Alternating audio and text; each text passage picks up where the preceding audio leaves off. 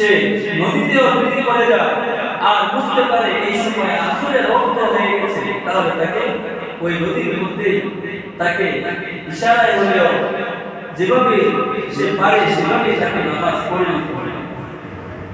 তো এইভাবে একটা বিধান দিয়েছে।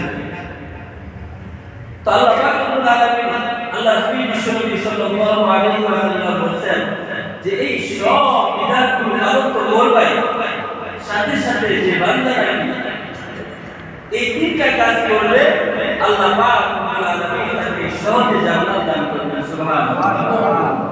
হাদিসে মধ্যে আল্লাহ রাসূল সাল্লাল্লাহু আলাইহি ওয়াসাল্লাম বলেন, মান আকালা তাইয়িবান ওয়া আমিলা ফি সুন্নাতিন ওয়া আমিলা الناس মাওয়াইদাহু দাখালাল জান্নাহ। যে বান্দা এই তিনটা কাজ সুন্দরভাবে করলে আল্লাহ পাক রব্বুল আলামিন তাকে জান্নাত দিয়ে দিবেন। কয়টা কাজ? আমার সাথে বলেন, কয়টা কাজ? তিনটা কাজ। কয়টা কাজ? তিনটা। তিনটা কাজ মুখস্থ করতে হবে। কয়টা কাজ? তিনটা কাজ। এক নাম্বার সেটা কি? মান আকালা তাইয়িবা, যে বান্দা নাকি হালাল খাদ্য গ্রহণ করবে। কি করবে? হালাল খাবার গ্রহণ করবে। এবং হালাল খাবার খাওয়ার জন্য শর্ত কি? তাকে হালাল উপার্জন করতে হবে। কি করতে হবে? নাকি চুরি করা এটা হালাল? হ্যাঁ, মানুষকে ঠকানো এটা হালাল? সুদের মধ্যে ইনকাম করা এটা হালাল? ঘুষ খাওয়া এটা হালাল? মানুষের সম্পদ জবরদখল করে আত্মসাৎ করা এটা হালাল? বনের সম্পদ খাইয়ে মেরে খাওয়া এটা হালাল? এইভাবে যত হারাম পথ আছে সমস্ত হারাম পথ থেকে বেঁচে হালাল উপার্জিত সম্পদ থেকে ভক্ষণ করা এটা হচ্ছে হারাম। বুঝছেন? মান আকালা তাইয়িবা, যে হালাল খাদ্য গ্রহণ করবে। তার মানে হালাল এবার আপনি বুঝেন, আপনার দিনটা আপনার হালাল না হালাল। আপনি যে ইনকাম করতেছেন, একজন মানুষ ব্যবসা করে, সে ব্যবসা করতে সুদের টাকা নিয়ে ব্যবসা শুরু করছে, এটা কি হালাল না হারাম? কথা বলেন, কিছু বুঝেন না, ভাষা কথা বুঝেন? বুঝতেছেন? আমি তো আপনাদের ভাষাভাষী, আমি তো দিন দেশি ভাষায় কথা বলি, তাই না? আপনাদের ভাষার লোক না। তো কেউ যদি সুদে টাকা নিয়ে ব্যবসা শুরু করবে, এটা কি হালাল না হারাম? আসতে বলেন, একটু জোরে বলেন, হালাল না হারাম? হারাম। তো ওই হারাম উপার্জিত কেউ ব্যবসা করে, আর কিভাবে চলো? আমি তো বড় ব্যবসায়ী, গার্মেন্টস ফ্যাক্টরি দিয়েছি, আমার ইন্ডাস্ট্রি আছে। তো ইন্ডাস্ট্রি কিভাবে শুরু করলাম? আমি 3 কোটি টাকা লোন নিয়ে শুরু করেছি। কি করেছি? 3 কোটি 10 কোটি টাকা লোন নিয়ে শুরু করেছি ব্যবসা। ওইভাবে তার বাড়ি ইন্ডাস্ট্রি। প্রত্যেক বছর সে হজে যায়, প্রত্যেক বছর 2 থেকে সে উমরা করে। হ্যাঁ, তো সে যদি লক্ষবার উমরা করে, শতবার হজ করে, প্রত্যেক বছর হাজার কোটি টাকা সে যাকাত দেয়, দান করে, এই টাকার কোনো মূল্য আছে আল্লাহর দরবারে? আল্লাহ শর্ত দিয়েছেন কি? মান আকালা তাইয়িবা, যে হালাল খাদ্য গ্রহণ করবে। অপর এক হাদিসের মধ্যে আসছে, এক ব্যক্তি দৌড়ে আসছে, এসে 2 হাত তুলে আল্লাহর দরবারে দোয়া করতেছে। অপর সাহাবী আল্লাহ রাসূল সাল্লাল্লাহু আলাইহি ওয়াসাল্লামকে দেখা বলতেছে, হে আল্লাহর রাসূল, দেখেন ওই লোকটা ঝুলে গেল, সে আল্লাহকে যেভাবে রাখতেছে, যেভাবে ঘর করছে, অবশ্যই তাকে কবুল করে নেবেন আল্লাহ। এভাবে ওই সাহাবী বলতেছে, অবশ্যই আল্লাহ তাআলা তার দোয়া কবুল করবেন। তখন আল্লাহ রাসূল সাল্লাল্লাহু আলাইহি ওয়াসাল্লাম বলতেছেন, না না না, ওই বান্দার দোয়া আল্লাহ কবুল করবেন না। তখন ওই সাহাবী আল্লাহর রাসূলকে জিজ্ঞাসা করেছেন, কেন ওই লোককে দেখতে দেখা যায় ভদ্র মানুষ, তার চুল মনে হয় কোনো সফর করে আসছে, সে আল্লাহকে যেভাবে রাখতেছে, আল্লাহ কেন দোয়া কবুল করবেন না? তখন আল্লাহ রাসূল বলতেছেন আকালাহু হারাম ওয়া শারাবুহু হারাম ওয়া লিবাসুহু হারাম, তার পোশাকটা হারাম, তার খাবারও হারাম, তার পানীয় হারাম, সে উপার্জিত যে সম্পদ উপার্জন করেছে সেটাও হারাম। যে বান্দা নাকি হারাম উপার্জন বক্ষণ করেছে, এই হারাম উপার্জিত সম্পদ দিয়ে আল্লাহর কাছে দোয়া করলে ওই আল্লাহ দোয়া কখনো কবুল করবেন না। নাউযুবিল্লাহ। তার যে রক্ত মাংস হারাম উপার্জিত সম্পদে দূষিত হয়েছে, ওই দেহ ওই শরীর কিভাবে আল্লাহর কাছে ওই দেহ দিয়ে আল্লাহর কাছে দোয়া করবে, কিভাবে আল্লাহ তাআলা দোয়া কবুল করবে? এজন্য দোয়া কবুলের সম্পর্ক যে হালাল উপার্জিত সম্পদ রক্ষণ করা। কি করা? হালাল উপার্জিত সম্পদ রক্ষণ করা। এজন্য প্রত্যেকের জায়গা থেকে আজকে যারা হাজার হাজার কোটি টাকা কি করছে, মেরে খেয়ে ফেলছে, তারা কি নিজের টাকায় খেয়েছে, অপরের টাকা নাই এখানে আছে। লক্ষ কোটি কোটি টাকা যারা বিদেশে পাচার করে দিয়েছে, তারা এগুলা কি আইনভাবে করছে না ব্যয়ভাবে? ব্যয়ভাবে। তো এদের টাকা কি হালাল না হারাম? হারাম। এখন সে যদি পুরো দুনিয়ার মালিক হয়ে যায়, তার এই টাকায় কোনো মূল্য আল্লাহর কাছে আছে? নাই। দেখবেন এখন তারা বিশৃঙ্খলা করার জন্য আরো উঠে পড়ে গেছে। তারা তাদের ভূগোল যাতে ফাঁস না হয়, সচিবালয় পর্যন্ত সর্বোচ্চ একটা দেশের সর্বোচ্চ জায়গা যেটা হৃদপিণ্ড বলা হয়, দেশে একটা দেশের হৃদপিণ্ড যেটা সচিবালয়, সেই সচিবালয়ে বাসি পোশাক পর্যন্ত ঘুরতে পারে, সেখানে পর্যন্ত আগুন লাগে, সব ধরে না দিলে বর্ষ করে সুবিধা থাকে। ঠিক কিনা? কথা বলেন ঠিক কিনা? তো তারা কি জানে? তারা অপকর্ম তো করবে, তারপর একটা প্রমাণ না থাকে, এগুলা সব তারা মুছে যায়, মুছে দিতে। কিন্তু আল্লাহ তাআলা বলেন মা আকালা তাইয়্যিব, তুমি কি খাইবা? হালাল উপার্জিত সম্পদ থেকে হালাল খাবার খাইবা। আল্লাহ তাআলা মুমিন বান্দাদের জন্য হালাল খাদ্য খাওয়ার কথা বলছেন। ইয়া আইয়ুহাল্লাযীনা আমানু কুলু মিনাত তাইয়্যিবাত, হে ইমানদার বান্দারা তোমরা হালাল খাদ্য খাবার খাও, হালাল খাবার গ্রহণ করো। কি করতে বলছে? হালাল খাদ্য গ্রহণ করতে বলছে। এখন কোন বান্দার সামনে যদি আপনাদের সামনে কারো সামনে যদি শুকরের বস্তু এনে দেয়, তাহলে আপনি খাবেন? কুকুরের বস্তু এনে যদি খাবেন? আপনার সামনে যদি এরকম শিয়াল ঘোড়া করে দেয়, আপনারা দেখা দেখা খুব মজা করবেন, আপনি খাবেন? তাহলে ওইটা তো আপনার কি হালাল না হারাম? ওইটা হারাম। ওইটা যেমন হারাম, এই যে আপনি যেভাবে হারাম উপার্জন করে যাচ্ছেন, এটাও ঠিক একই হারাম। এটা কি একই হারাম না, নাকি ভিন্ন আছে? ওইটাও হারাম করছেন কে? গরুকে হালাল করেছেন কে? আল্লাহ। কিন্তু এই কুকুরকে হারাম করছেন কে? আল্লাহ। তো কুকুরকে তো আল্লাহ তাআলা যদি ছাগলের মতো হালাল করে দিত, তাহলে এটা খাওয়া মানুষের জন্য বৈধ হয়ে যেত না? এটা তো মানুষের জন্য বৈধ, কিন্তু আল্লাহ তাআলা এটাকে হারাম করে দিয়েছেন, এজন্য মানুষ খায় না। কিন্তু আমরা কি করতেছি? আমাদের উপার্জিত সম্পদকে আমরা হারাম করে আনতেছি, কিন্তু এটা আমরা মনে করছি না যে এটা তো কুকুরের মতোই হারাম, এটা তো শুয়োরের মতোই হারাম, এটা তো একটা জীব জানোয়ারের মতোই হারাম। আমরা যেমন একটা জীব জন্তুকে আমরা খাই না, ঠিক হারাম উপার্জিত সম্পদ কিভাবে? এটা আমাদের চিন্তা করা দরকার না? কি বলেন? চিন্তা করা দরকার আছে না? আছে। এজন্য আল্লাহ পাক রব্বুল আলামিন বান্দাদের জন্য সহজ করে দিয়েছেন। তুমি অল্প সন্তুষ্ট থাকো, অল্প পুষ্টি থাকো। যদি তুমি অল্প পুষ্টি থাকতে পারো, তাহলে এর মধ্যে বরকত দান করবেন কে? আল্লাহ।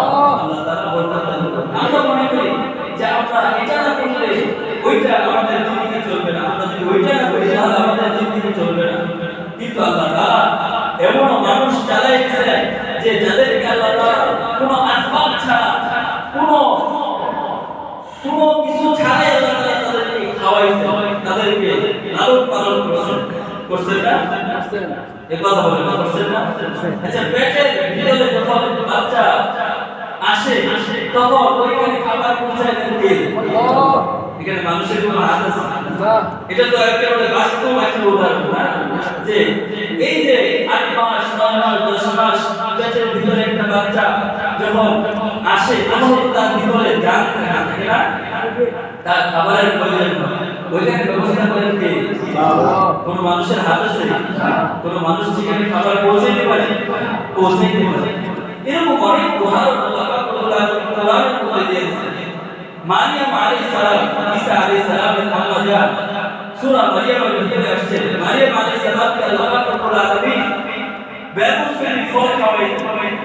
জাকারিয়া আলাইহিস সালাম এসে বলেছেন তার বাসস্থানে তার বাসায় দেখতেছেন যে তার যে রূপ এই রূপের মধ্যে জায়গায় জায়গায় এবং ফল বিভিন্ন ফল তখন জিজ্ঞাসা করতেছেন যে এই বেবুসের এখন তো কাঁঠালের সিজন, এখন কাঁঠাল এনে দিচ্ছে, এখন আনারের সিজন আনার এনে দিচ্ছে, এরকম বেবুসের ফল বেবুসের খাবার আল্লাহ রাব্বুল আলামিন তার সামনে দিয়েছে।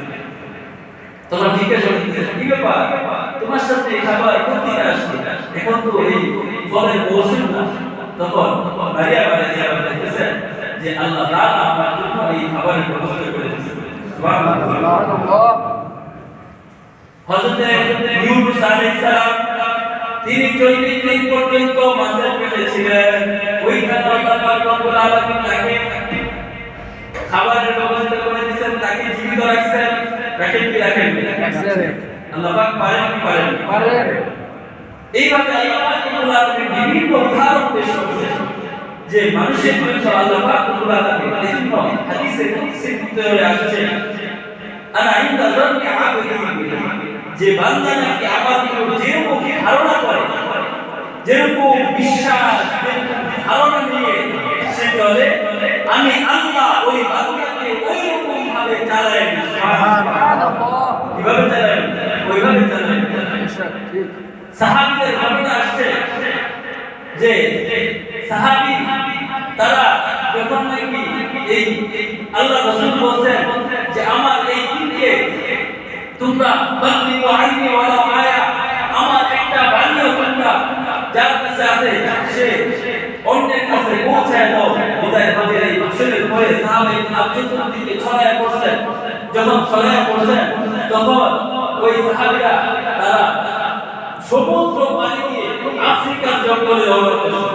যখন সমুদ্রের কাছে আসছেন সেখানে পুরো বাহন, পুরো নৌকা নাই, জাহাজ নাই, ট্রলার নাই, কি দিয়ে তারা যাবে? সাহাবীরা তখন তারা পানি দিয়ে চলা শুরু করে দিয়েছেন। আল্লাহর উপর ভরসা করে কি করছেন? সুবহানাল্লাহ। যখন নদী পার হয়ে আসছে তখন ওই বক্রের মধ্যে তারা ঘোষণা করছে যে যত হিংস্র প্রাণী আছে তোমরা এই বক তোমরা বের হয়ে কি করো, তোমরা বের হয়ে যাও। যদি কেউ আমাদের এই ঘোষণা শোনার পরেও অবশিষ্ট এখানে থাকো তাহলে একটা কল্লাও আপনারা পাবো। ঠিক এইভাবে যখন ঘোষণা করছেন সাথে সাথে ওই বাঘ তার বাচ্চাকে গেটিতে কামড় দিয়া, সিংহ তার বাচ্চাকে কাঁধে তুলে, জীবজন্তু যত আছে সব লাইন করছে এক বনের এক পাশে তারা চলে গেছে, তাদের জন্য বন খালি করে দিয়েছে। এটি সত্য ইতিহাস। তো এই তারা কি করছে? তারা আল্লাহর ওইভাবে ধারণা করত, কি বলতো তারা ওই বিশ্বাস করত আনা ইনদা যান্নি আবদি যে আল্লাহ আল্লাহর উপর যেভাবে আমি ধারণা করছি ওইভাবে আল্লাহ তাআলা আমাকে চালায়। এজন্য তারা যেভাবে ধারণা করত সেইভাবে আল্লাহ তাআলা তাদের চালায়। এখন আমরা মনে করি যে আমি যদি সুদে টাকা না লাগে, আমি যদি সুদের উপরে ব্যবসা না চালাই তাহলে আমাকে খাইতে পারবে। আমি যদি সুদের চাকরি না করি, আমি যদি ঘুষের চাকরি না করি, আমি যদি বাতিলের সাথে আদাত না করি তাহলে আমার মনে হয় এই সিংহাসন টিকে থাকবে না। ঠিক কি না? এজন্য আমরা কি করি? বাতিলের পথে গ্রহণ করি। আজকে হকের পথে মানুষের সংখ্যা খুব কম। আমরা সবসময় চিন্তা করি কি আমার চাকরি দিবে না, আমার খাবারের ব্যবস্থা থাকবে না, আমার অবস্থান থাকবে না, কিন্তু সব কিছু ব্যবস্থা করা কার দায়িত্ব? একটু আসতে বলে কার দায়িত্ব? এজন্য হকের পক্ষে থাকবো তো ইনশাআল্লাহ। এজন্য ঈমানকে মজবুত করতে হবে। এজন্য আল্লাহ রাসূল বললেন যে বান্দা নাকি এই তিনটা কাজ করবে আল্লাহ পাক রব্বুল আলামিন তাকে সহজ জান্নাত দিয়ে দিবেন। সুবহানাল্লাহ।